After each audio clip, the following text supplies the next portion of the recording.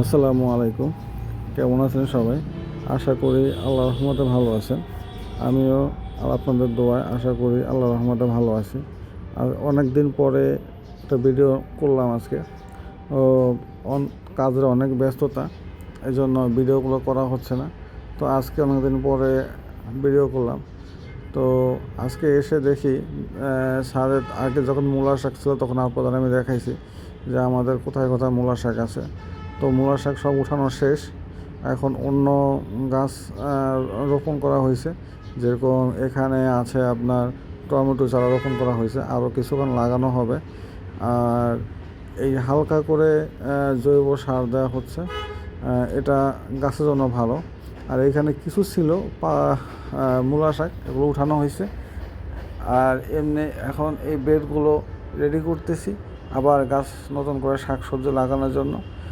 আর নতুন যেটা আবার রেডি করতেছে, সেটা আগে ছিল আপনার মূলা শাক ছিল, এটা উঠে ফেলছে, এটা এখন আজকে আবার রেডি করব। আর দু একদিন আবার গাছ লাগাই দেব।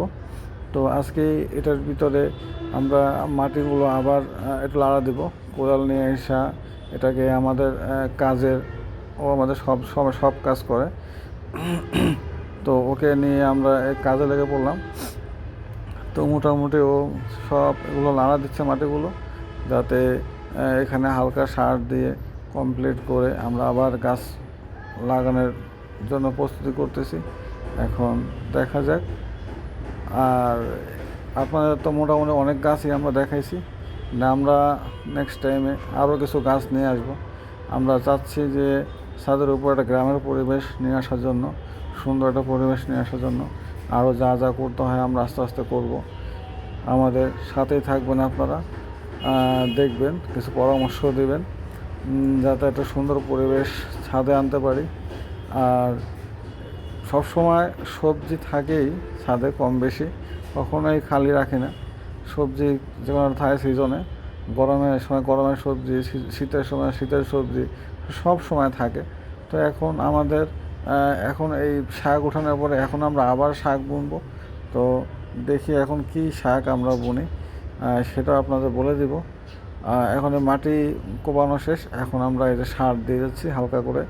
এই সারটা দেওয়াতে মাটিটা নরম থাকবে আর গাছের গ্রোথ ভালো হবে। তো এটা আমরা পুরো সব জায়গা বিছিয়ে দেব, যাতে মোটামুটি মাটিটা নরম থাকে, উর্বর থাকে, গাছও ভালো হয়।